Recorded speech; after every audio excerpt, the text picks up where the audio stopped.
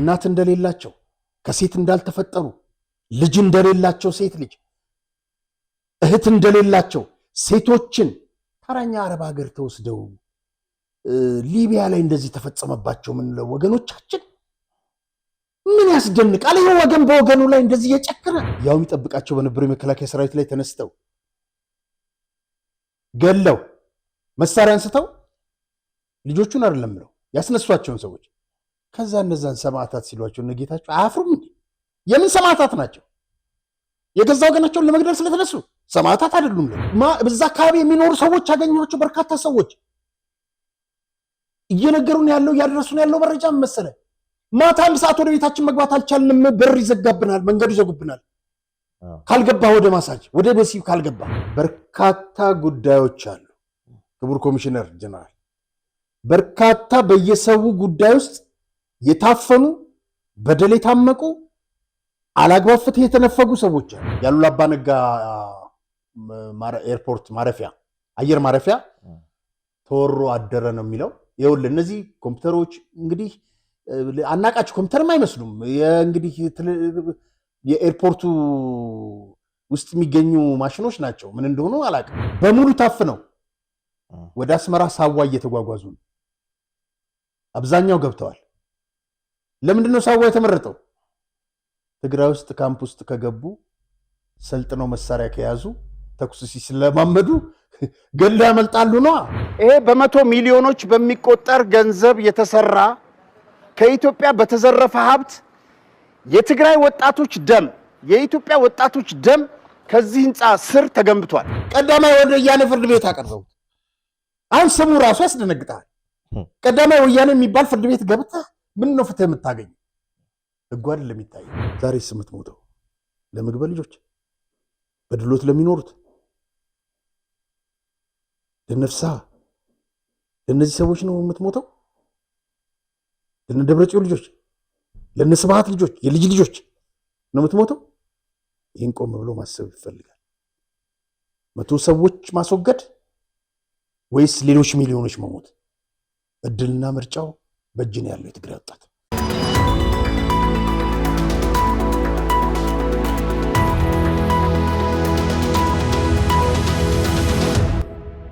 በ7 ዓመታት ጊዜ ውስጥ ብቻ ከ7 በላይ ሳይቶችን ጥንቅቅ አድርጎ ገንብቶ አስረክቦ ከ350 በላይ አባወራዎችን የቤት ባለቤት ያደረገው ቤቶችን በተመጣጣኝ ዋጋ በመሸጥ እውቅናን ያገኘው እንዲሁም ከኢትዮ ሪል ስቴት አዋርድ የክብር ሽልማትን የወሰደው ድርጅታችን ቴምር ፕሮፐርቲስ አሁን ተራው የእናንተ ነው ይላቸዋል። በቅርቡ ባወጣቸው ሳር ቤት ቫቲካን ኤምባሲ አቅራቢያ እና በአዋሪ የሚገኙ ሳይቶቹ ላይ እስከ 35% የሚደርሱ እውነተኛ ቅናሽ አዘጋጅቶ የቤት ባለቤት ይሁኑ ይላቸዋል። ባለ 3 መኝታ ቤቶችን ከ9.9 ሚሊዮን ብር ጀምሮ ካለምንም ወለድና ተጨማሪ ክፍያ ቤቱን በኢትዮጵያ ብር በመዋዋል ይግዙ ይሎታል። እንዲሁም ነጋዴው ከሸማቹ ጋር በቀላሉ እንዲገናኝ ሸማቹን ፍላጎቱን በአቅራቢያው እንዲያገኝ ዘንድ የሺዎች መኖሪያ በሆነው ገላን ኮንዶሚኒየም እና ተክለ ሃይማኖት መሃል ላይ የንግድ ሱቆችን ከ500,000 ብር ቅድመ ክፍያ ጀምሮ እየሸጠን ነው። ሳይቶቻችንን ለመጎብኘትና ለበለጠ መረጃ አሁኑኑ ይደውሉልን። ሰላም ጤና ይስጥልኝ ተመልካቾቻችን፣ እንደምን ሰንብታችኋል? የምትመለከቱት ኢትዮ ዴይሊ ቻናላችን ነው። ዛሬም እንግዲህ እንደተለመደው ወቅታዊና አዳዲስ መረጃዎችን ወደ እናንተ ለማድረስ ጋዜጠኛ ሪያት ሶማሪያም እና ሮቤል ምትኩ እዚህ ስቱዲዮ ተገኝተናል። መልካም ጊዜ እንዲወላችሁ ከወዲሁ ተመኘን። አሪያ እንዴት ነህ? ሰላም ሮቤል። እንግዲህ ዛሬ በርከት ያሉ ርዕሰ ጉዳዮች አሉን። ወደዛ ከማለፋችን በፊት እንግዲህ የደረሱን የተለያዩ መልእክቶች አሉ። እነሱን እናስቀድምና ወደ ዋናው ርዕሰ ጉዳያችን እንገባለን። ብርሃኑ የተባለ ተመልካቻችን ያደረሰን መልእክት ነው። እንግዲህ የፌዴራል መንግስት ይግባልን ተብሎ የሚነሳው ጥያቄ መጠናት ያለበት ነው። ምክንያቱም በህግ ማስከበር ዘመቻ ወቅት ጦሩን ከኋላ የመታው ማን ነበር ይታወቃል። መንግስትም በወቅቱም የትግራይ ህዝብ የጥሞና ጊዜ እንስጠው ብለው ሰራዊቱ ከትግራይ ሲወጣ የተፈጠረውን እናስታውሳለን። የትግራይ ህዝብ በትክክል ወያኔን ጸረ ትግራይና ጸረ ኢትዮጵያ መሆኑን ካረጋገጡ ለምን እነዚህን 100 የማይሞሉ ጅቦችን ማስወገድ አቃታቸው? የወያኔን አካሄድ አንደግፍም የሚሉት የትግራይ ሰላም ኃይል ቲዲኤፍ ነን የሚሉት ለምን እርምጃ መውሰድ አልጀመሩም? ባይሆን እንኳን እየተዋጉ ሲያቀታቸው መከላከያ ያግዘን ቢሉ ያምራል። እነሱ ቁጭ ብለው የመከላከያ ሰራዊት ይዋጋልን ወይም እናንተ ሙቱልን ማለት አያሳፍርም ወይ? እኔ ፍራቻ አለኝና የፌዴራል የመከላከያ ሰራዊት ተመልሶ የሚሞትበት ምክንያት አይታየኝም። መጀመሪያ ራሳቸውን በራሳቸው ነፃ ያውጡ። ሲያቀታቸው ያን ጊዜ ምናልባት ይታሰብበት ይሆናል። አንድ ጊዜ እንቅፋት የመታውን ሰው ደግሞ ያው ድንጋይ ተመልሶ የሚመታው ጥፋተኛ የሚሆነው ድንጋዩ ተመልሶ እንዲመታው የፈቀደው ሰው ነውና ነገሮችን በጥሞና ቢታይ ይላልው ይላል። እንግዲህ ይሄኛው አድማጫችን ጥሩ ነው፣ ጥሩ አስተያየት ነው። ሌላው እንግዲህ ባሲት የተባለ ተመልካቻችን ያደረሰን ነው። ባለፈው ፕሮግራማችንን ሰምቶ ነው ይህን ጽሁፍ ያደረሰን። እውነት ነው አርያ በዲፕሎማሲ ካልመለሱልን በኃይል እንወስደዋለን። እኛ ከሰመራ እነሱ ከአስመራ ሆነው ነው ወደ አሰብ የሚደረገው ሩጫ የምንጀምረው። እንኳንስ ቀድሞ ሊገቡ ይቅርና ሲያስቡት ስለሚደክሙ አይጀምሩትም። ከሰው ተደብቀው መንገድ ቢጀምሩ ከድሮን ካሜራ አያመልጡም። የኢትዮጵያ አየር ኃይል ቤዝና የድሮን ጣቢያ በሰመራ ቀድሞ ነው ያቋቋመው። ከምጽዋ በባህር ላይ እንዳይመጡ 2 ቀን በመርከብ የሚፈጀው ለጥ ባለው ባህር ላይ ሁልጊዜ ወለል እንዳለ በሚታየው በሰመራ ሰማይ ላይ ከድሮን ተርፎ አሰብ የሚገባ የሻዕቢያም ይሁን የግብፅ ጦር መርከብ አይኖርም። ጀነራል ተሾመ ገመቸው እንዳሉት እኛውን ቁልፉን ከፍተን የምንገባው ለቀጣይ አይተላለፍም ያሉትን አምባሳደር ዲና ሙፍቲ አሰብን እንወስደዋለን ያሉትን ደምረን ስናዩ የኢትዮጵያ መንግስት ስራውን ጨርሶ የጀመረው ወይም ደግሞ አስቀድሞ የጀመረው ስለሆነ የሚያጣድፍ ነገር የለም። ሻዕቢያ ካላስቸኮለን በቀር በፈለግነው ጊዜ እንገባለን ያለ ይመስላል። የዚህ የህወሓት የብሔር ክልላዊ መዋቅርም ካልተስተካከለ የባህር በር ቢያዝም የአንድ ክልል የባህር በር እንጂ በቀጥታ ኢትዮጵያ ስለማይሆን የግድ ካልሆነ በስተቀር አያጣድፈኝም ነው የመንግስት አካሄድና ይደገፋል ይበል የሚያሳይ ነው ብሏል። እንግዲህ እነዚህ ተመልካቾቻችን እናመሰግናለን። ላይ ሰመራ ስትል አዲስ መረጃ አለኝ። ምንድነው? አሁን እስቲ ቆይ ወደሱ ከማለፋችን በፊት ስለ ተወዳጁ ጋዜጠኛ ገነነ መኩሪያ አንድ ጋዜጠኛ ቢዋለልኝ የጻፈውን ከፌስቡክ ላይ ያገኘው ነው። በሬዲዮም ጋዜጠኛ ነው፣ ስፖርት ጋዜጠኛ ታውቀዋለህ። እንደዚህ ይላል። ገነነ መኩሪያ ስለ ገነነ ማውራት ፍጹም አይደክምም። ስለ ገነነ ነፍስ ፍትህ መጠየቅ አያሳንስም። ስለ ገነነ ስራዎችና ሀሳቢዎች መተረክና መዘከር ከደረጃ ዝቅ አያደርግም። ስለ ገነነ መኩሪያ ሊብሎ የተጀመሩ የፍትህ መንገዶች ዛሬም አልቆሙም፣ ወደፊትም አይቆሙም። ሊቆሙም የተገባ አይደለም። ለጠቅላይ ሚኒስትሩና ፍትህ ሚኒስትር እንዲሁም ጉዳዩን ለሚመለከታቸው ሁሉ ይፋዊ ደብዳቤ ተጽፏል። እውነትና ንጋት እያደር ይጠራል እንዲሉ ደብዳቤ የደረሳቸው አካላት በሙሉ በራሳቸው መንገድ የራሳቸውን ስራ እየሰሩ ስለመሆኑ ይገመታል። እውነት ነው፣ እውነት ብለሃል።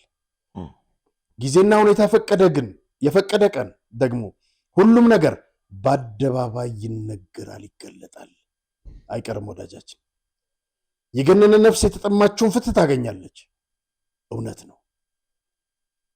ኤንቢ ብስራት ሬዲዮ የተባለውን ጣቢያ የሚመራው ሰውዬ ገነነ ሐሳብ ይዞ በመምጣቱ ብቻ እንዴት አበሻቅጦና በዘበኛ እንዳባረረው ስሰማ የእውነት አዝኛለሁ። እውነት ነው፣ ያሳዝናል። በዚህ ጉዳይ ላይ ሰውየው ስራውን አምኖ ዝምታን ከመረጠና ማስተባበያ ካልሰጠ በእርግጥም እንዳደረገው የሚያስቆጥርና የሚያስነውር ጉዳይ ሆኖ አየሩን መሙላቱ አይቀርም። እንግዲህ እናመሰግናለን ጋዜጠኛ ዋለልኝ። ግን እኛ ፈጥረን አይደለም ይሄን ነገር ያወራ ነው፣ ሊያስተባብለውም አይችልም። በአካል የጠየቁት ጉዳይ ነው። ግን ሰይድም ኪያር የሚያውቀው ጉዳይ ነው። እዛው ላይ እንግዲህ በዚች ጽሁፍ ላይ ከስር አንዱ የጻፋት ወንደሰን ታዬ የሚል ጥሩ አስተያየት አለች። ወንደሰን ታዬ እንደዚህ ይላል። ናፈቀን ከሞቱ አሟሟቱ ይላል ያገሬ ሰው። እውነቱን ብናውቀው መልካም ነበር። እንደ ተራ ሰው ሞቱን አድበስብሶ ማለፍ እጅግ ልብ ሰባሪ ነው ይላል። እናመሰግናለን። እንግዲህ የገነንን ጉዳይ ስናነሳ የፍትህ ጉዳይ እናነሳለን። ለጊዜው ማንገልጻቸው ጉዳዮች አሉ። እንደዛም ሆኖ ግን ለአዲሱ ተሿሚ ለክቡር ኮሚሽነር ጀነራል አስራት ዴኔሮ እና ለቡድናቸው ወይም ለካቢኔያቸው እንዲሁ መጠቆም የምንፈልገው ነገር አለ። በአዲስ አበባ ባሉ ክፍለ ከተሞች የመሬት ጉዳይ የተመለከቱ የምንድነው ስሙ ከዚህ ከፋይናንስ ጋር የዚህ ክፍያ የታክስ የምናምን በተመለከቱ ጉዳዮች ዙሪያ ካልተሳሳት ሮብሮብ ይመስለኛል የከንቲባ አዳነች ቢሮ አንድ ግብረ ኃይል አቋቁሞ ቅሬታ ሰሚ ቡድን ሄደህ ቅሬታ ታቀርባለህ። እንግዲህ አንዳንዶች መፍትሄ አግኝተውበታል፣ በርካቶች ማለት ይቻላል። እና ልክ እንደዛ ሁሉ በርካታ ጉዳዮች አሉ። ክቡር ኮሚሽነር ጀነራል በርካታ በየሰው ጉዳይ ውስጥ የታፈኑ በደል የታመቁ አላግባብ ፍትህ የተነፈጉ ሰዎች አሉ። በአንድ ጊዜ እንግዲህ ይህንን ያስተካክላሉ ማለት አይደለም። ቢያንስ ግን ገለልተኛ የሆኑ ከሙስና የጸዱ ስነ ስርዓት ያላቸው ፖሊሶች አሉ፣ መኮንኖች አሉ፣ ኢንስፔክተሮች አሉ፣ ኮሚሽነሮች አሉ። ከነዛ የተውጣጣ ኃይል ቀኑን በይፋ ገልጾ አዲስ አበባ ፖሊስ ኮሚሽን እየሄደ ቅሬታ የሚያቀርብበት፣ መረጃ የሚሰጥበት፣ ማስረጃ የሚያቀብልበት በሩ ክፍት ቢሆን አሰራሩ በየወረዳው በየክፍለ ከተማው ባሉ ፖሊስ ጣቢያዎች የሚገጥሙ የሰው ችግሮች፣ እንግልቶች፣ አላግባብ እስሮች፣ ስቃዮች፣ የመብት ረገጣዎችን እነዚህን አቤት የሚባልበት አንድ ቡድን ቢቋቋም መልካም ነው እንላለን። አንድ ቡድን ተቋቁሞ በቶሎ ወደ ስራ እንዲገባ፣ ሌላውን በይደር እናቆየው። መልካም። ሌላው እንግዲህ ያነሳው የፕሬዚዳንት ቭላድሚር ፑቲን በጋሞ ዞን በተከሰተው አደጋ ህይወታቸውን ላጡ ወገኖች የተሰማቸውን ሀዘን ገልጸዋል። በጋሞ ዞን እንግዲህ በገጠመው አደጋ ለፕሬዚዳንት ታዬ አጽቀሥላሴና ለጠቅላይ ሚኒስትር አብይ አህመድ በላኩት የሀዘን መግለጫ መልእክት በደረሰው ጉዳት ጥልቅ ሀዘን እንደተሰማቸው ገልጸዋል። ያው ያሳዝናል። አሁንም ቁጥራቸው እየጨመረ ነው። ያልታወቁ ሰዎች ወደ 130 ነው፣ ወደ 150 ነው ያየሁትና እግዚአብሔር ነፍሳቸውን ያስባት ከማለት ውጭ ምን እናደርጋለንና ግን ባለፈው እንዳልነው የመፍትሄው አካል መሆን ያስፈልጋል። እንዳይደገም ምን ይደረግ? የጥንቃቄ ጉዳዮችስ የሚመለከታቸው አካላት ምን ማድረግ አለባቸው? እነዚህን የቤት ስራዎች ለባለሙያዎች የሚተው ይሆናል። መልካም። እንግዲህ ጠቅላይ ሚኒስትር አብይ አህመድ ከዚህ ከሰሞንኛው ነዳጅ ጋር በተያያዘ መልእክት አስተላልፈዋል። ያው ተያዙ ስለሆነ እናንሳውና በመካከለኛው ምስራቅ የተከሰተው ጦርነትን ተከትሎ ባለው የነዳጅ ጭማሪ የተነሳ ነዳጅን በቁጠባ መጠቀም እንደሚያስፈልግ ለህብረተሰቡ መልእክት አስተላልፈዋል።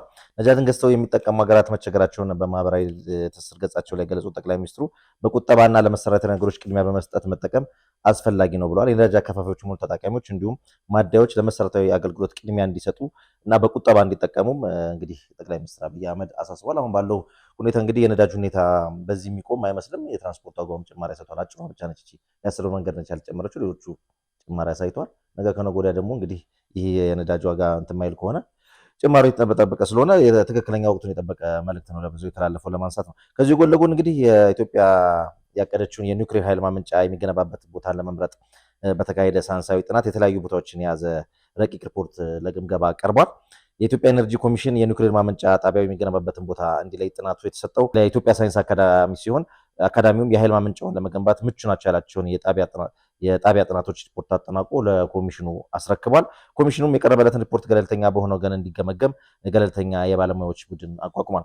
በዚህ መሰረት እንግዲህ ገለልተኛ የባለሙያ ቡድኖቹ ከኢትዮጵያ አካባቢ ጥበቃ ባለስልጣን፣ ከኢትዮጵያ ሜትሮሎጂ ኢንስቲትዩት፣ ከኢትዮጵያ ኤሌክትሪክ ኃይል አገልግሎት፣ ከኢትዮጵያ ጂኦሎጂካል ኢንስቲትዩት፣ ከኢትዮጵያ ስፔስ ሳይንስ እና ጂኦፓሻል ኢንስቲትዩት፣ ከኢትዮጵያ ከፍተኛ የትምህርት ተቋማት በተውጣጡ ከፍተኛ ባለሙያዎች፣ ፕሮፌሰሮችና ተመራማሪዎች ተዋቅሯል። እንግዲህ ኢትዮጵያ ወደ ኒውክሌር ኃይል ማመንጫ መግባቷ እውን የሚያደርገውን ጅማሬ ተበስሯል ብቻ ሳይሆን ወደ ተግባር ተገብቷል የሚለውን ነገር ለተመልካቾቻችን ለማድረስ ነው። እዚህ ላይ የምትጨምረው ካለ አሁን የኒውክሌር ጉዳይ ላይ በተመለከተ ያንተን ሀሳብ ልቀው። በትላንትናው ዕለት ጠቅላይ ሚኒስትሩ በማህበራዊ ገጻቸው ከፕሬዚደንት ፑቲን ጋር በስልክ ውይይት አድርገናል፣ ጠቃሚ ውይይትም የምትል አጭር 3 መስመር ነገር ተጽፏል። ይሄ ምን ያመላክታል? ኢትዮጵያ የኒውክሌር ግንባታ ጣቢያውን መስመር እያስያዘች ነው።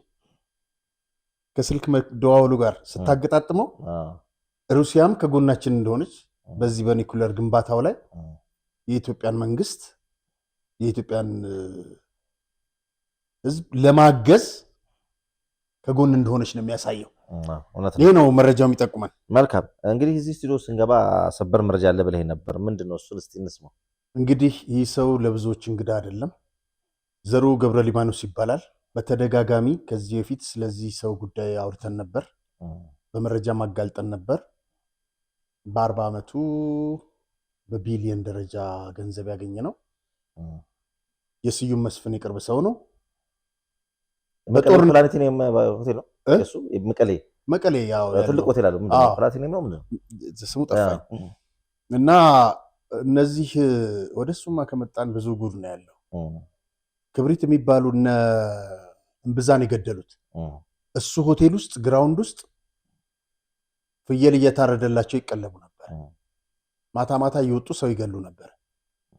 በቀንም ሰው በቀን የገደሉትን ብዛንም ቆራርጠው አንድ ፕሮግራም እንሰራለን በነገራችን ላይ ስለምብዛ በቀጣይ እና የትግራይ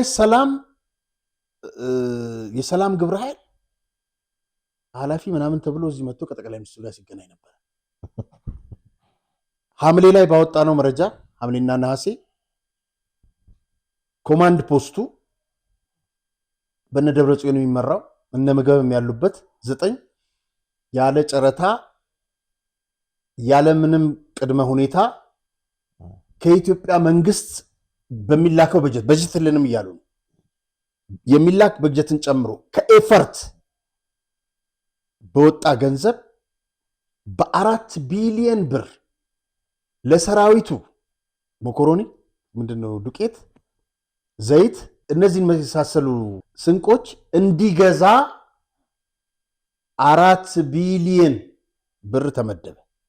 ከዛ ውስጥ ለግዢው የሚሆን ገንዘብ ስጡኝ ያላቸው ነሐሴ ላይ 800 ሚሊዮን በአካውንቱ ገባለት። ዘሩ አዋሽ ባንክን ጨምሮ ወጋገን፣ አንበሳ የተለያዩ ባንኮች ይጠቀማል አካውንት። በየትኛው እንዳስገባ አላውቅም። በጣም የሚገርምህ እንግዲህ ወደ ዋናው ጉዳይ ስንመጣ በዚህ በኩል ለሰራዊቱን ስንቅ ግዛ ተብሎ ነው፣ መሳሪያም እንዲገዛበት ነው ዋናው ዓላማ። በኤርትራ ሲገቡ የሚያዙ መሳሪያዎች የሚገዛቸው ዘርኡ ነው። አዲስ አበባ ይመጣል፣ ይመላለሳል፣ የሰላም ወኪል ነኝ ይላል። ከዚህ በፊትም እንደዛ ነው ያደረገው። እሱ ብቻ ሳይሆን ሌሎች ባለሀብቶች አሉ።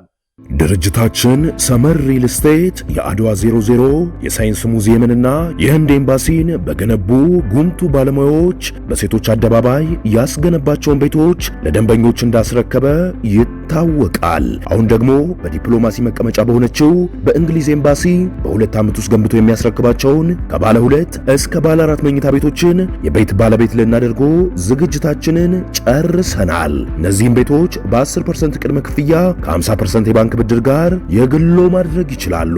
የአንድ ካሬ ዋጋችን በ105,000 ብር ስንሸጥ እንደነበረ ቢታወቅም ለጥቂት ቀናት ብቻ የሚቆይ እስከ 3 ሚሊዮን ብር የሚደርስ ልዩ ቅናሽ ማድረጋችንን እየገለጽን በካሬ በ88,000 ብር እየሸጥን እንደሆነ ስንገልጽ በታላቅ ደስታ ነው። የዚህ ድል ተጠቃሚ ለመሆንና የቢሮና የሳይት ጉብኝት ለማድረግ ከታች ባለው ስልክ ይደውሉ። በስም ዝርዝር መጥቀስ ይቻላል። የአንዳንዶቹ አካውንት ታግዷል። አሁንም ከጀርባ ሆኖ ምክንያቱም ምን መሰለ እነሱ ያፈሩት ገንዘብ የለም። ተጠቃሚዎች ናቸው ከኤፈርት ከወያኔ ባለስልጣናት። ህዝብ ቢያልቅ ግድ የላቸውም እንዴ። ጦርነቱ ላይ እኮ ሀዘን መርዶ እየተባለ ዘሩ እስክስታ የሚልበት ቪዲዮ አለ። ወደ ዋናው ጉዳይ ስንመለስ ዛሬ ወደ ሰማሁት መረጃ 120 መኪኖች ዘይት፣ መኮሮኒ፣ ዱቄት ጭነው 120 መኪኖች በሰመራ በኩል ሊገቡ ሲሉ በቁጥጥር ስር ብለዋል። እሱ እዛ አለ። ከዋሉ 12 ቀን ሆኗቸዋል በቁጥጥር ስር ከዋሉ። ለወያኔ ነው የምትወስደው ለስልጠና ነው ሲሉት አይደለም ልሸጠው ነው፣ ከፈለጋችሁ እዚህ ልሽጠው አላቸው። እዚህም አትሸጠውም አሉት። በትላንትናውና በዛሬው ዕለት 170 ሚሊዮን ብር ሰጥቶ መኪኖቹን ሊያስለቅቅ ነው። ማን ነው ገንዘቡን የሚቀበለው? የሰመራ ክልል የሚመለከታቸው ኃላፊዎች ይህን ጉዳይ ቢያጤኑበት መልካም ነው። 170 ሚሊዮን ብር ዛሬ እንደተደራደረ ማረጋገጥ ተችሏል። ከስፍራ የደረሰን መረጃ ይሄ ቀለብ ብቻ ነው ወይ በዛ በኩል የሚገባው? ቀለብ በዛ በኩል እየገባ ነው። አዎ መሳሪያ በኤርትራ በኩል እያስገባ ነው። መስማት ያለብህ የመንግስት አካል ይሄው መረጃው፣ ይሄው ማስረጃው፣ እርምጃ የመውሰድ የነሱ ፋንታ ነው። በ22 አካባቢ ከሚኖሩ ነገሮች ተደጋግሞ የደረሰን ጥቆማ አለና ምንድነው ጉዳዩ የሚለውን ብታቀርበው። ይሄ በተለይ በተለምዶ ቺቺኒያ ተብሎ የሚጠራው አካባቢ ጋር በተያያዘ ተደጋጋሚ ሰዎች ቀርቡና እስቲ ዛሬ ላይ እነሱን ደግሞ አንስተን እንወያይበት። በእውነት በከተማችን ውስጥ ይሄ ይፈጸማል ብሎ ለመቀበልና ለማመን በጣም ያስቸግራል። ግን እየተፈጸመ ነው። ከምሽቱ 1 ሰዓት በኋላ ቺቺኒያ የሚባለው በስተቀኝ በኩል ያለው ፈርሷል። በዚህ በስተግራ በኩል በድሮ ምንድነው ሻላ መናፈሻ ውስጥ ለውስጥ እንደዚህ አስፋልቱ ዳር በሚገኙ ነዋሪዎች በሚፈጸሙ እጅግ ነውረኛ ድርጊቶች በዛ አካባቢ የሚገኘው ህብረተሰብ በጣም ከመማረሩ የተነሳ ገሚሱ ቤት እየሸጠ እየሄደ ነው። እዚህ መንገድ ላይ እንደምናየው ከአንድ ሰዓት በኋላ ማለፍ አትችልም። በርካታ በሺ የሚቆጠሩ ሴቶች ጎዳናውን ይዘጉታል። በመኪና ማለፍ አትችልም። ማሳጅ እናድርግህ ነው። ማሳጅ ሳይሆን የወሲብ ንግድ ነው የተደረገ ያለው። በእነዚህ ልጆች ከክፍለ ሀገር እያመጡ ወሲብ ንግድ እየፈጸሙባቸው ያሉ የሚነዷቸውና የሚያሽከረክሯቸው መኪኖች፣ የሚለዋውጧቸው የሚገዟቸው ቤቶች ለመስማት ይቀፋል። እናት እንደሌላቸው፣ ከሴት እንዳልተፈጠሩ፣ ልጅ እንደሌላቸው፣ ሴት ልጅ እህት እንደሌላቸው ሴቶችን ተራኛ አረብ ሀገር ተወስደው ሊቢያ ላይ እንደዚህ ተፈጸመባቸው ምንለው ወገኖቻችን ምን ያስደንቃል? ይሄ ወገን በወገኑ ላይ እንደዚህ እየጨከነ ሴቶችን እንደዚህ እያመጣ ለወሲብ ንግድ በዛ አካባቢ የሚኖሩ ሰዎች ያገኟቸው በርካታ ሰዎች እየነገሩን ያለው እያደረሱን ያለው መረጃ መሰለ። ማታ 1 ሰዓት ወደ ቤታችን መግባት አልቻልንም። በር ይዘጋብናል፣ መንገዱ ይዘጉብናል። ካልገባ ወደ ማሳጅ ወደ ወሲብ ካልገባ ሴት ልጆቻችን ምን እያዩ ይደጉ? ምን እያዩ ይማሩ? የሚገርም የአካባቢው ህዝብ ለዛው ክፍለ ከተማ ሄዶ አቤት ብሏል። የክፍለ ከተማው የጸጥታ አካል ሲቪል ለባሾችን ልኮ ወደዚህ ንግቡ እየተባሉ መኪና ይዞ ከገቡ በኋላ ካረጋገጡ በኋላ ለአንድ ሳምንት በሙሉ ቤቶች ተዘጉ። ከሳምንት በኋላ ተከፈቱ። በምን ይከፈታሉ? ይህንን የወሲብ ንግድ የሚያካሄዱ ሰዎች ገንዘብ አቅም ስላላቸው በጣም ብዙ ገንዘብ ነው እንትን ያደረጉ ለጥቅማቸው ሲሉ ምንም ነገር ያደርጋሉ። ከሚገርምህ ከነሱ ይልቅ ይህንን የሚፈቅድ ይህንን የሚተባበር አካል የመጨረሻ የጨካኞች ጨካኝ ነው። የጨካኞች ጨካኝ ሌላ ምን እንደምትለው አላውቅም። ክብርት አዳነች አቤቤ ይህን ነገር እኔ እሳቸው ብቻ ይመለከታቸዋል። ይሄንን ጉዳይ ሌላ ቦታ መድረክ የአዲስ አበባ ጸጥታ ቢሮ ምን ይሰራል? የአዲስ አበባ ጸጥታ ቢሮ ምን ይሰራል? ያነሳ ነው ለአዲስ አበባ ፖሊስ ኮሚሽን ያቀረብ ነው። አንድም አንገብጋቢ ጉዳይ እንዲህ አይነት ነገሮች ናቸው። ትኩረት ተሰርቶ አዲሶቹ ተሿሚዎች እንግዲህ ማስተካከልና ትኩረት ተሰርቶ መስራት ያለባቸው የፖሊስም አካል ነው። የፌዴራል ፖሊስ ይመለከታል፣ አዲስ አበባ ፖሊስም የደህንነት ተቋሙም ራሱ ይመለከታል። በተለይ ደግሞ በዋናነት የአዲስ አበባ ጸጥታ ቢሮ ከአዲስ አበባ ፖሊስ ጋር መተባበር እንዲህ አይነት ነገሮችን የመስራት ቅድም ካነሳነው አንጻር ጋር አንዱ የሚመለከተው አካል ይህን ስለሆነ ብለን ነው ለማንሳት ወደ ሀሳብ ልመለስ። በጣም ጥሩ። እሱ ብቻ አይደለም የሴቶች ጉዳይ ቢሮ የሚባለው ሴት እህቶቻችን በዚህ ይሄ ሁሉ ቪዲዮ በነገራችን ተመልካቾቻችን በምሽት የተቀረጸ ገና በአንድ ሰዓት የተቀረጸ ማለፊያ የለም፣ በአካባቢው ማለፊያ የለም። የሴቶች ጉዳይ ቢሮ በከተማችን እምብርት የወሲብ ንግድ እየተካሄደ ምን ነው ዝም አለ? ምን ነው እነዚህን ጨካኞች እነዚህን ሴቶቻችንን ለወሲብ እየቸረቸሩ ያሉ ጥቂት ጋጠወጥ ግለሰቦችን ለምንድን ነው ለፍርድ ማያቀርቡ? ለምን ክስ አይመሰርትም? አሁን የተጠቀስካቸው የአዲስ አበባ ፖሊስ ጸጥታ አካሉ ምን እየሰራ ነው? እንደ ሰው እኮ በዛ አካባቢ ማለፍ አልቻለም። የውጭ ሀገር ዜጎች በዛ አካባቢ የኮሪያ የተለያዩ ኤምባሲዎች አሉ፣ ማለፍ አልቻሉም እኮ ዜጎች ማለፍ በዛ በኩል መተላለፍ አልቻሉም። ከተማው እየተስተካከለ ነው። እኔ አንድ ነገር የምነግርህ ነገር በዚህ ከአትላስ ወደ ቦሌ የሚወስደው መንገድ ከሌሊቱ 8 ሰዓትና 10 ሰዓት ጠቅላይ ሚኒስትር ዶክተር አብይ አካባቢው ላይ እየተገኙ ያሰሩ እንደነበር መረጃው አለ። ያንን ቦታ ድንገት ወደዛ ቢሄዱ ቢያዩ ምን ጉድ ይሉ ነበር? ምን ይሉ ነበር? እዛንማ እንደሚመጡ ሲታወቅ አካባቢውን ያጸዳሉ አሉ። የካድሬው ስራ ያህል እንዴ። ከዛም ከመልሰው ደግሞ ያው እንደዚህ ሆነ። የወራት ነገር አይሁን። ልክ አሁን ባለፈው ሳምንት እንደቆመው አይተን እንደው ሳምንት ቆሞ ተመልሶ መጣ አይደል? እንደዛ ከሚሆን የማይዳግም እርምጃ ነው መወሰድ ያለበት። እንዳያን ነገር ትውልድ ማዳን እየተባለ እኮ የሚሰራው እኮ በዚህ ጉዳይ ላይ ነው። ስለዚህ አሁን በየቦታው ታዳጊዎች እንግዲህ አንድ ሰሞን ዘመቻ ተደርጎ እነዚህ ሺሻ ቤቶች ምናምን ተዘግተው ነበር። ልክ እንደዛ እንደሚደረገውም እነዚህም ላይ ትኩረት ተሰጥቶ መደዳውን ወጥ የሆነ ኃይል ግብረ ኃይል ተቋቁሞ የዛ ወረዳ የዛ አካባቢ ክፍለ ከተማ ፖሊስ ብቻ እና ጸጥታ ተቋም ብቻ ከሚጠይቅ እንደ አዲስ አበባ እንደ ተቋም እንደ ፌዴራል ፖሊስም ሁሉም ነገር ተሳትፎ አለበት። የጋራ ሲሆን የበለጠ የተጠናከረ ነገር ይሆናል። ይሄ በጥቅም የመያያዟም ነገር ትከሽፋለች የሚል ነው የኔ ሀሳብ። ኧረ በእናትህ በጣም የሚገርም ነገር ልንገርህ። 2 የሚሆኑ 4 ፖሊሶች በዛ አካባቢ ጥበቃ ይሰጣሉ ልካ መሰለኝ አገልግሎት እና ማታ ላይ ያው ይገባሉ መሰለኝ አላቅም እና አላየሁኝም ግን እዛ አካባቢ ይጠብቃሉ ማለት እነሱ ነው የሚጠብቋቸው። ያሳፍራል፣ በጣም ያሳዝናል። የጭካኔው ጥጌት ድረስ እንደደረሰ ተመልከት። እንዲህ ዞር ብለህ ወደ ቤት ስትገባ ሚስትን ታያለህ። በዛ ቦታ ላይ ተሰማርታስ ቢሆን ምን ትላለህ? በጣም በዚህ አጋጣሚ ማመስገን እንፈልገው ነገር አለ። እዚህ እኔ ልክ እዚህ ሀገር ከአሜሪካ እንደመጣሁ የዛሬ 5 ዓመት በጣም ያዘንኩባቸው ነገሮች አሉ። ወደ ድኮም ወጥቼ በጣም የምወደው ሁሉ ሯጭ ስጋ ቤት ሁሉ ገብቼ አዝኜ ወጣሁበታል።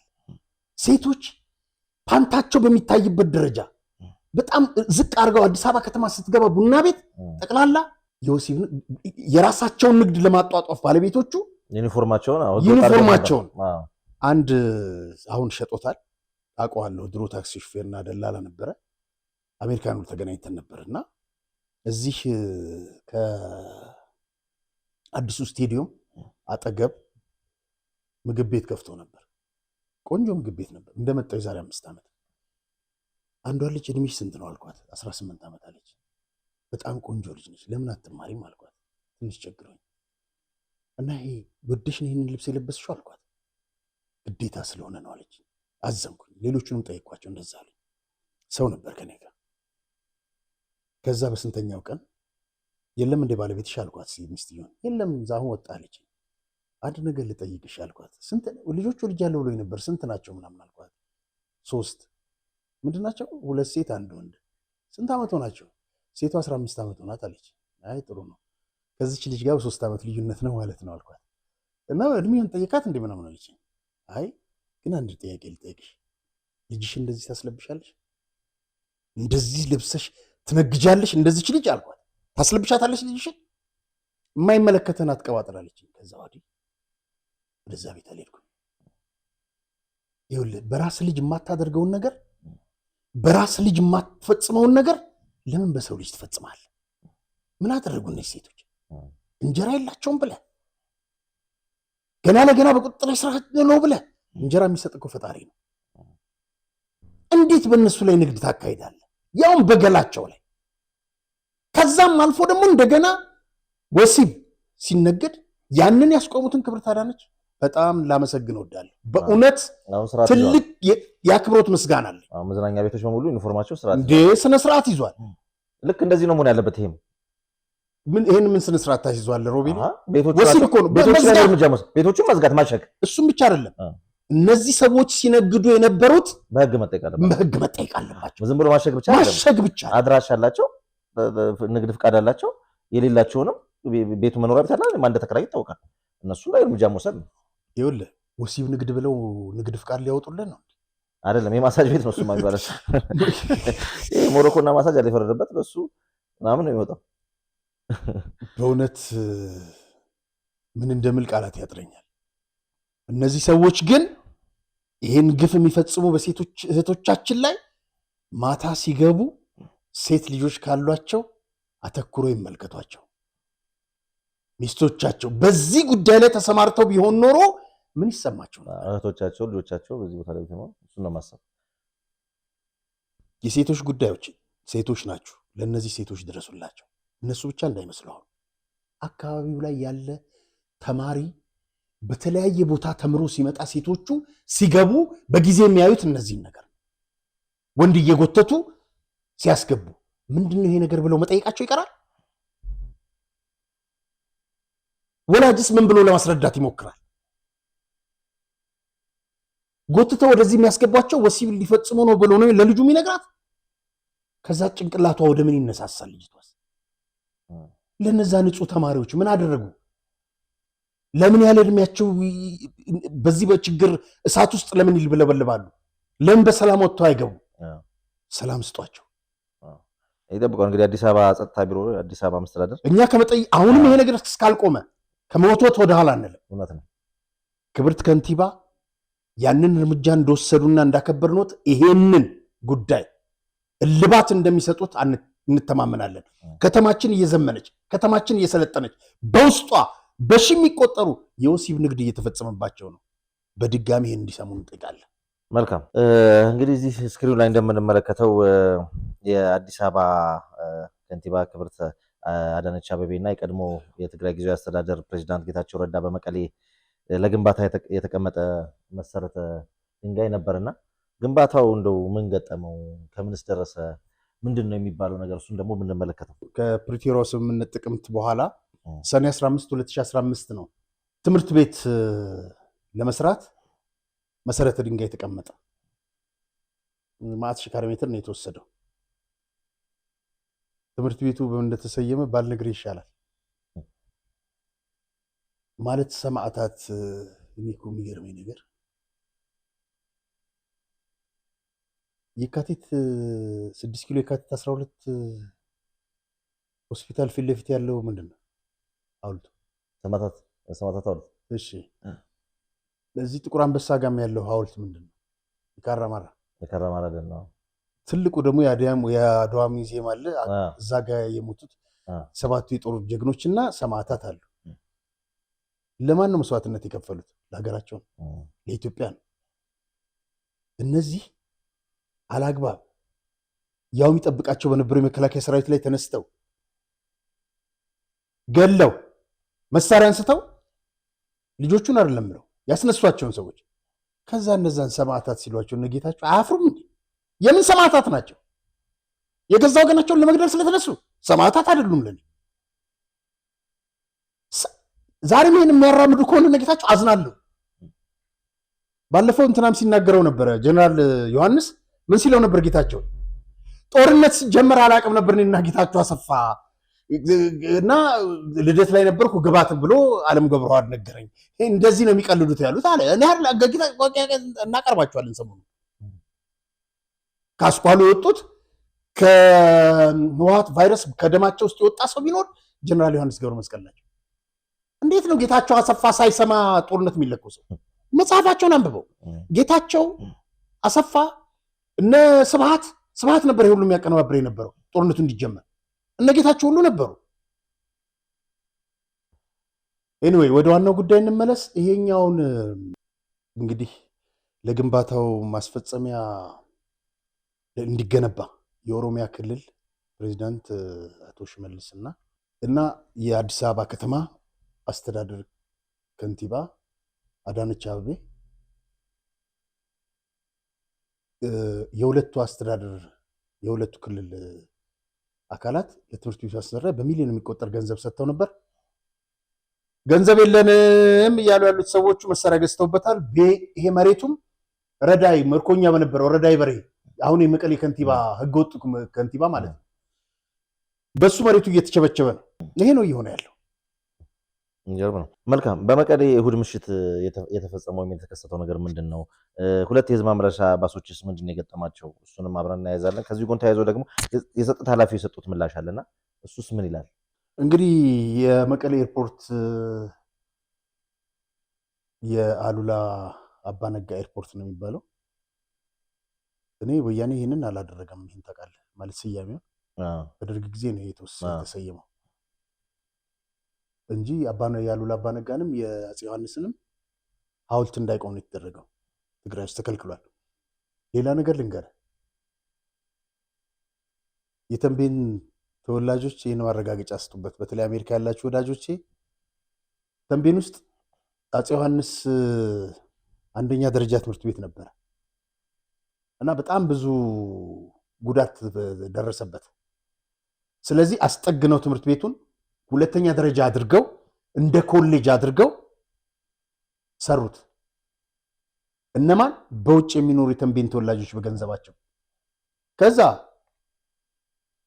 ጸጋዬ በሬ ነው እንትና ሊመርቅ ሄደ። ሊመርቅ ሲሄድ በሩ ላይ የተገጠመ ልክ ለምርቃቱ 2 ቀን ሲቀር የቆመ ብረት እንትን አለ ሎጎ ይሄ ምናምን ትምህርት ቤት የሚል ጽሑፉን ማለት ነው በጨርቅ ተሸፍኗል። ከውጭ የመጡ የተንቤን ተወላጆች ያሉ ተወክለው ይሄ ትምህርት ቤቱን ያሰሩት በጣም ብዙ ገንዘብ አውጥተው ነው ያሰሩት። ሲከፈት መለስ ዜናዊ ሁለተኛ ደረጃና ኮሌጅ ምናምን አበዱ። ብትፈልጉ የፈለጋችሁት ቦታ አሰሩ በስሙ። ይሄ ግን አይሆንማ። አስቀየሩት። እንዳስቀየሩት ነው የማውቀው። እና ይሄን ያክል ናቸው እንጂ አሁን አሉላ አባ ነጋ ብሎ ወያኔ ሊያወጣ ሞቷል። የባንዳ ልጆች ናቸው እነ መለስ እነ ስብሃት። ለማንኛውም ወደ ጉዳዩ ልንሂድ። 3 ሰዓት ተኩል ማታ እሑድ ዕለት በመኪና በመጡ ኤርፖርቱ ተዘርፏል የሚል ነው። ዘራፊዎቹ ተሰውረዋል። ታርጋውን እናያታለን መኪናዋን። ምን ወሰዱ የሚለውን የጸጥታ ቢሮ ኃላፊ የተናገረውን እነግርሃለሁኝ። ከዛ በፊት ግን በእሑድ ዕለት ስሜት ሰላምና ጊዮን ባሶች በሁለት ተሳፍረው የሄዱ የነበሩ ወደ አዲስ አበባ የመጡ ነበሩ። መንገድ ላይ ተቆመው በሙሉ እንዲመለሱና ወደ መቀሌ እንዲመለሱ የተደረገው ወጣቶች ነበሩ በብዛት ተሳፋሪዎቹ። ጦርነት ፈርተው ነው። ስለዚህ ያደመ ቡድን እንዳይወጡ ወጣቶችን በየአቅጣጫው እያፈነ እየያዘ ነው። በነገራችን ላይ ወደዚህ ወደ ጉዳዩ ከንግባና ከዛ ቀጥሎ ደግሞ ማስከትልልህ ይኖራል መረጃ። ይሄ ነው እንግዲህ የአሉላ አባ ነጋ ኤርፖርት የተዘረፉት ዕቃዎች እነዚህ ናቸው። ልብ በል። መኪናዋን እናያታለን። ተወሮ ነው ያደረው ነው የሚለው እዚህ ርዕሱ ላይ የአሉላ አባ ነጋ ኤርፖርት ማረፊያ አየር ማረፊያ ተወሮ አደረ ነው የሚለው። ይኸውልህ እነዚህ ኮምፒውተሮች እንግዲህ አናቃቸው ኮምፒውተርም አይመስሉም። እንግዲህ የኤርፖርቱ ውስጥ የሚገኙ ማሽኖች ናቸው። ምን እንደሆኑ አላውቅም። ከዛ ይኸውልህ እቺ ነች አንደኛው መኪና ተጭኖበት ሊሄድ የነበረው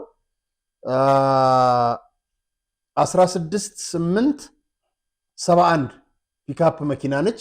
ከዛ ይሄ ሰውዬ ረዳኸኝ ፍስሐ ማለት የመቀሌ ከተማ የሰላምና ጸጥታ ኃላፊ ነው።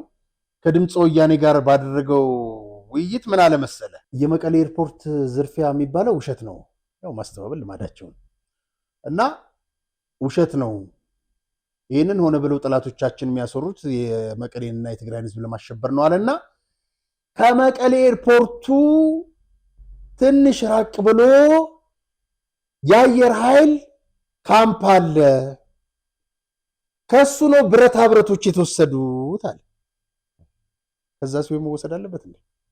የወሰዱትንም ቢሆን ገሚሶቹ አመልጠዋል፣ ገሚሶቹ በቁጥጥር ስር አውለናቸዋል አለ።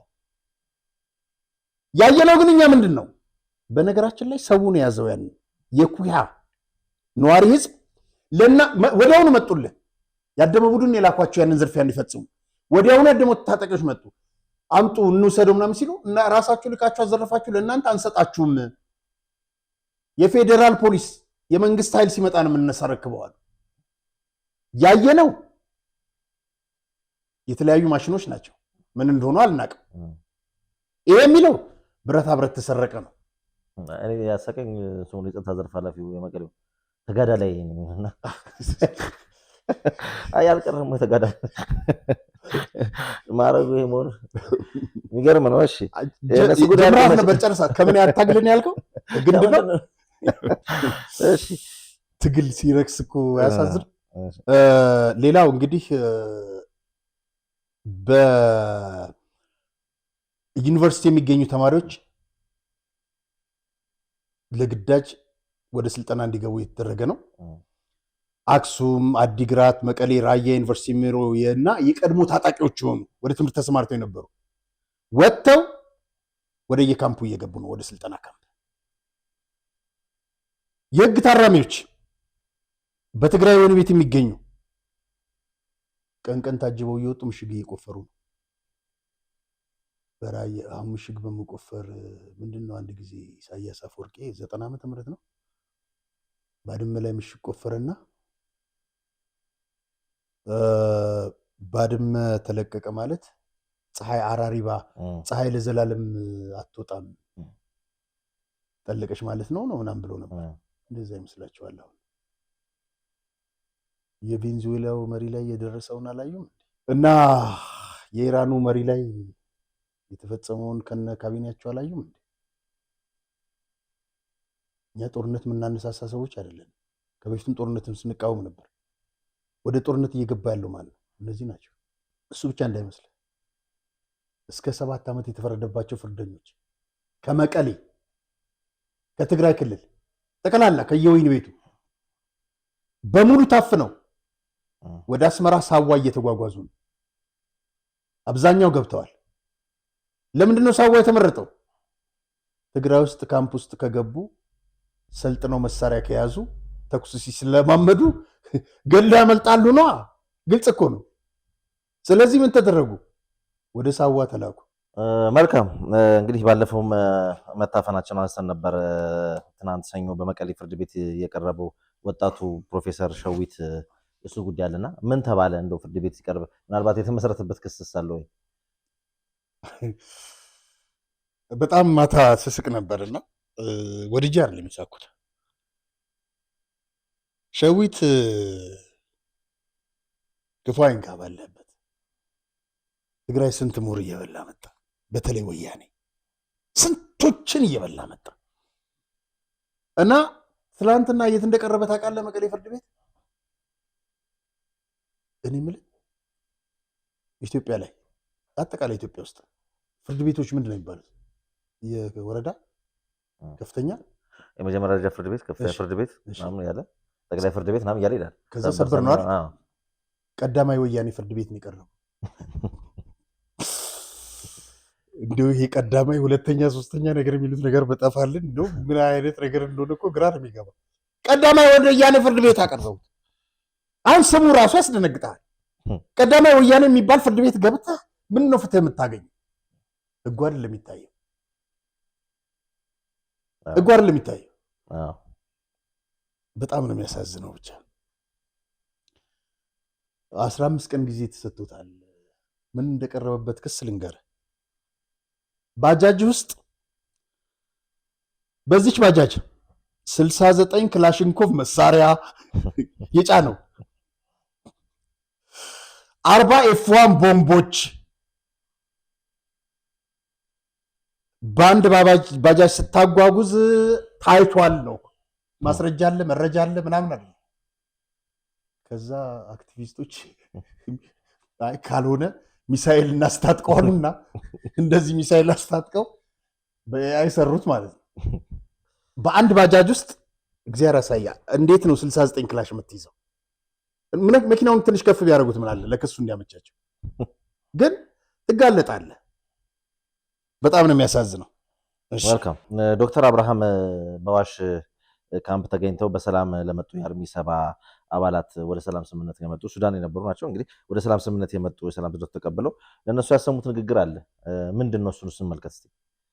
ዶክተር አብርሃም በጣም ጥሩ ንግግር ነው ያደረገው። ለዚህ የአርሚ 70 ከሱዳን የመጡ ናቸው። አብደዋል በነገራችን ላይ እዛ ያሉትም እና ከ1985 84 ጀምሮ በእነዚህ በአካል ጉዳተኞች በማባረር ግብ በመፈጸም ነው የጀመረው ህወሓት ስልጣኑን ነው ያሉት። ከ30 ዓመት በስልጣን ዘመናቸው ትግራይና ትግራይ ያላለፈለት የጠቀመ እንዲመስል በማድረግ የጎሪጥ ከሌላው ጋር እንዲተያይ አድርገዋል።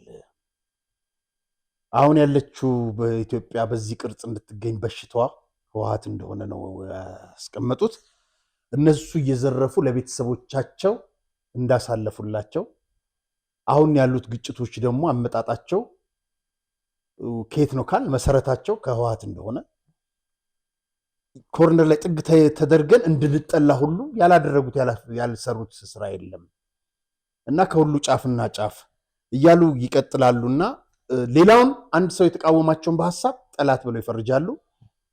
ከበረሃ ጀምሯል ስልጣን እስኪያዙበት ድረስ በርካታ ትግራዋይ ሀገር መጥቀም የሚችል ሞር ትግራዋይ የሚገድለውን ገለው የሚያባረውን አባረው ዞር የሚደረገውን ዞር አድርገው የሚታሰረውን አስረው የህዝብ ተቆርቋሪ ያልሆኑትን እያቀፉ ኔትወርካቸው፣ ቤተሰቦቻቸው፣ ሀብታቸው ብቻ እያሰቡ የሚሰሩ አካላትን እያደራጁ ነው ብዙ የተጓዙት። ይህ ሀቅ ነው አሉ። ህዝቡ ጥያቄ ሰላም ነው። የመጀመሪያ ጥያቄ ከጫፍ እስከ ጫፍ ሃይማኖት መሪውም፣ የሽማግሌውም፣ እናቶችም፣ ወጣቱም በሙሉ ማለት ይቻላል ከጫፍ እስከ ጫፍ ሰላም ነው የሚፈልገው።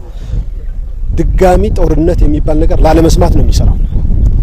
ይሄ የህዝቡ ፍላጎት ነው። የህዝቡ ጥያቄም ሰላም አጽኑልን ነው። ወደ ግጭት እንዳንገባ አድርጉን ነው። እነዚህ ወደ ጽንፍ እየወሰዱ ያሉ እዛ ሁነው የሚንቀሳቀሱ ተላላኪ የሻዕቢያም ሁነው እየሰሩ ያሉ አካላት አስቁሟቸው። እነሱም እየመከሩ ነው፣ እነሱም ተው እያሉ ነው። ያው እነዚህ ደግሞ ህይወታቸው፣ መኖሪያቸው፣ መሸሸጊያቸው ሌላ አካል አድርገው የሌላ ተልእኮን ለመፈጸም ደግሞ ቆርጠው እየተነሱ ያሉ አካላት አሉ። እነሱ ህዝቡ አይፈልጋቸው፣ ከእናንተ ጋር እንሆንም እያለ ነው ያለው። የሚፈርሰውም ጥሏቸው እየወጣ ነው። የተደራጅተው እነሱን የሚቃወምም ለመታገል እየተደራጀ ነው። ስለዚህ አብዛኛው ማለት ይቻላል የነዚህን አጀንዳ የሚቀበል አይደለም። የህዝቡ ፍላጎት ሰላም ሰው ህዝቡን ሰላም ስለሚፈልግ ነው ፌዴራል መንግስትም የሰላም አጀንዳውን ከጫፍ እስከ ጫፍ ለይተቀን የሰላም አጀንዳ ብቻ እየሰራ ያለ። እንግዲህ ሮቤል ለማጠቃለያችን እንጋብዝና ዛሬ እዚህ ቦሌ መድኃኔዓለም እንገኛለን። ቦሌ መድኃኔዓለም የአራት ጄኔራሎች እዚህ አካባቢ መሬት በነፃ ወስደው ተቀራምተው ከኢትዮጵያ በተዘረፈ ሀብት የገነቡት ህንፃ ነው። ይሄኛው ህንፃ ብሌን ህንፃ ይባላል። ብሌን ህንፃ ማለት የወዲ አሸብር ተከላይ አሸብር የሚባለው ጄኔራል ዛሬ ጁንታውን ተቀላቅሎ በሰሜን እዝ ላይ ጥቃት ከፈጸሙትና በኢትዮጵያ ምድር ትግራይ ላይ መሽገው ጦርነት ከከፈቱት አንዱ ወዲ አሸብር ነው። የወዲ አሸብር ህንፃ ነው ይሄ በሙስና የተገነባ በመሬት በነፃ ሁሉ ተወስዶ ማለት ነው። የሚገርመው ነገር ከጀርባ የጆቤ ህንፃ አለ፣ በዚህ በኩል የመኮንን የሚባል አለ፣ ከታች ደግሞ የምግብ ቤት አለ። ዛሬ ሁሉንም እያንዳንዱን ተራ በተራ እናያቸዋለን። ይህ ህንፃ አኖን ህንፃ ይባላል። የመኮንን ገብረ ማርያም ወይም ወዲ ኮቦል የሚባለው የሱ ህንፃ ነው። እንግዲህ ከወዲ አሸብር ጀርባ ማለት ነው። ይሄ እንግዲህ ዙሪያውን የምትመለከቱት በጣም ሰፊ ነው። በብዙ ሺህ ካሬ ሜትር ላይ የሰፈረ ነው። እንግዲህ ይሄን መሬት በነፃ ተወስዶ ከዚች ሀገር በተዘረፈ ሀብት እና ገንዘብ የተገነባ የሙስና ህንፃ ማለት ይቻላል። እና እንግዲህ እዚህ አካባቢ በብዛት ነው የወረሩት። እያንዳንዱን እናየዋለን። ይሄ ወዲ ኮቦል የሚባለው የሱ ህንፃ ነው። ይህ የምታዩት ቤት የምግባ ኃይሌ ወይም የጀነራል ምግባ ኃይሌ የህዋቱ ጀነራል ቤት ነው። እንግዲህ G+1 ነው። እንዴት እንደተሰራ ተመልከቱት። ከኢትዮጵያ ህዝብና መንግስት ከኢትዮጵያ ህዝብ ንብረት በተዘረፈ ገንዘብ ነው ህንፃ የተሰራው ወይም የተገነባው የሙስና ቪላ ማለት ይቻላል። የሚገርመው ነገር ይህ ቤት በመንግስት ቁጥጥር ስር ሲውል ግቢ ውስጥ አዲስ ሀመር መኪና ተገኝታለች። ለሚመለከተው የህግ አካል ተወስዷል። እና እነ ምግበ እንግዲህ ዛሬ እነዚህን ቪላዎች ይዘው ነው እነዚህን ቪላዎች ለማስመለስ ነው የትግራይን ወጣት እያስጨረሱ ያሉት ወደ ነበሩበት ንብረታቸውን፣ ገንዘባቸውን፣ ሀብታቸውን ለማስመለስ ዛሬም ድረስ ጦርነት ቀጥል የትግራይ ወጣት ተነስ እያሉ ያሉት ለሶስተኛ ዙር እልቂት እያነሳሱ ያሉት። በነገራችን ላይ በዚህ ከዘረፋው በተጨማሪ ምግብ ኃይሌ በጨካኝነቱ ይታወቃል። ተከዜ ወንዝ ላይ ስንሻገር የዛ ያሉ ተከዜ በረሃ ላይ ስንሻገር እዛ ያሉ ዘንዶች እና አዞች እኛን ስለሚያውቁን ዝም ብለው ያሳልፉናል አለ። የመከላከያ ሰራዊት ሲመጣ ይበሉታል። እጅና እግራቸውን እየሰጡ የትግራይን ወጣቶች ለዘንዶና ለአዞ በመስጠት ያንን ወንዝና ያንን በረሃ ያቋርጡ ነበር። 6 ጊዜ ይሄንን አድርገዋል። ሰውነታቸው ሬሳቸው የተነፋፋ ወጣቶች፣ አዛውንቶች የተበሉ ግማሽ ሰውነታቸው ብዙ ነገር የተገኘው ይሄ ጀነራል ምግብ ኃይሌ የተባለው ለአዞ የዳረጋቸው ናቸው። በራሱም አንደበት አምኗል። እና አዞን የሚያክል አውሬ የህወሓትንና የመከላከያ ሰራዊትን ሲለይ በጣም ነው የሚያሳዝነው። ስለዚህ ይሄንን ለማስመለስ ነው የትግራይ ወጣት ማወቅ አለበት። እነዚህን ህንፃዎች፣ ቤቶች በሙስና የተገነቡ በዘረፋ ሀብቱ የተገኙ ቪላዎችን ለማስመለስ ነው ጦርነት እያካሄዱ ያሉት። ይሄኛው ቤት የአምባሳደር ብርሃነ ገብረ ክርስቶስ የሙስና ውጤት ቪላ ሲሆን በ1988 ዓ.ም ጀምሮ በወር $4000 ይከራይ ነበር። ከዛ በኋላ ዋጋው ይጨምራል። የሚከራየው ለአሜሪካኖች ነው። አሜሪካኖች ዛሬ ለነሱ እየጮሁ ነው።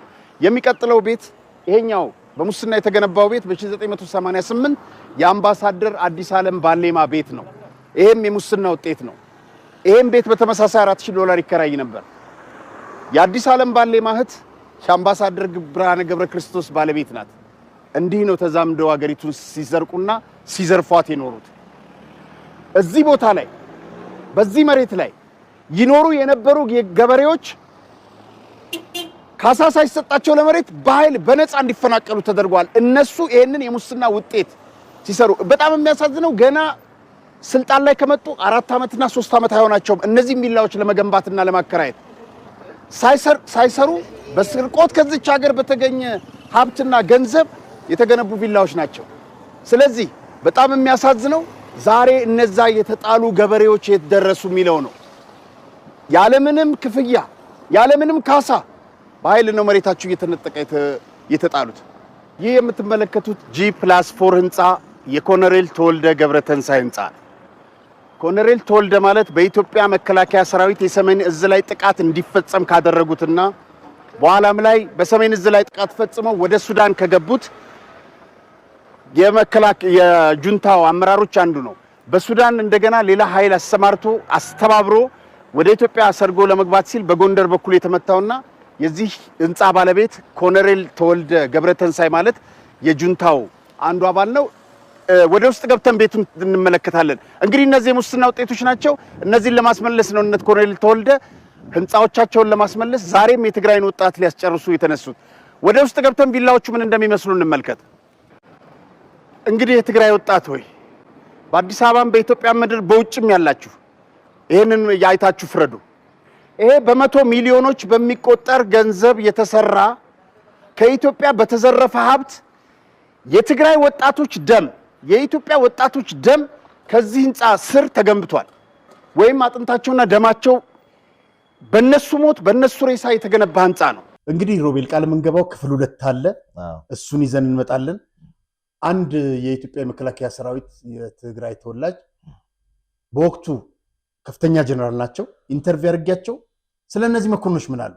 ይህንንም ተመልካቾቻችን ክፍል 2 ይዘን እንቀርባለን። ለማጠቃለያ ግን አንድ ነገር ላሳይ። እዚህ ጋር ታየዋለህ። በያም ይሁን ይችላል፣ ግን እነዚህ 3 ልጆች ናቸው። ሌሎችም ልጆች አሉት 5 ናቸው ብሏል። 4ም ይሁን ልጆቹን እንደዚህ አቅፎ ዱባይ ላይ ሲዝናና ይታያል። ማን ምግበ? እቺ አንድ ልጅ አንድ እጇን ያጣችው ለምግበ ነው።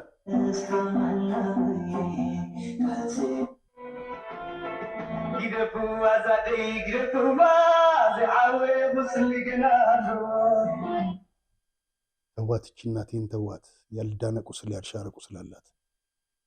ቁስሏን የመጣባት ምግበ ነው። ምግበ ልጆቹን ታቅፋል።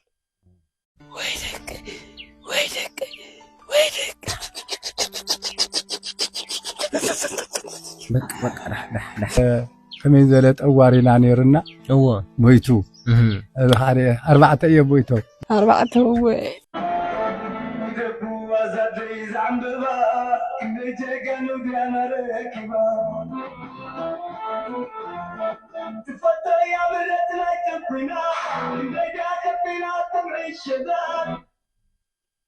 ስንት ልጆች ነው የከፈለችው እቺ እናት? ቁስሉን ታውቀዋለች። ለጋምቡጥ ልጆቿን ሰጣበታለች ነው የሚለው። ዛሬ በየካምፑ እየገባችሁ ያሉ ወጣቶች ታፍሳችሁም ተገዳችሁ በገዛ ወንድሞቻችሁ የምትገቡ ወደ ጦርነት ለምግበ ሞት እነዚህ እናቶች እቺ እንቡጥ የምታምር ወጣት እጇን አጣች። ሌሎቹ በክራንች በዊልቸር ይሄዳሉ። አይኑ ጠፋል። ከሞት የተረፈው ማለት ነው። እነዚህ በሚሊዮን የሚቆጠሩ ምግበ በአንደበቱ ያረጋግጣቸው ለምግበ ለሁሉም ሲሉ ነው የሞቱት። ዛሬ ስምት ሞተው ለምግበ ልጆች በድሎት ለሚኖሩት ለነፍሳ ለነዚህ ሰዎች ነው የምትሞተው። ለነደብረጽዮን ልጆች ለነስብሃት ልጆች የልጅ ልጆች ነው የምትሞተው። ይህን ቆም ብሎ ማሰብ ይፈልጋል። 100 ሰዎች ማስወገድ ወይስ ሌሎች ሚሊዮኖች መሞት? እድልና ምርጫው በእጅ ነው ያለው የትግራይ ወጣት። መልካም ስለነበረን ቆይታ እጅግ አድርጌ አመሰግናለሁ። የተከበራችሁ ተመልካቾቻችን የዕለቱ መሰናዷችንን ይመስል ነበረ። ፕሮግራሙ አዘጋጅተን ወደ እናንተ አደረስላችሁ ጋዜጠኛ ራስ ማርያምና ሮቤል ምትኩነን። ዳግም በሌላ ዝግጅት እስክንገናኝ ድረስ እስከዛው ሰላም ቆዩ።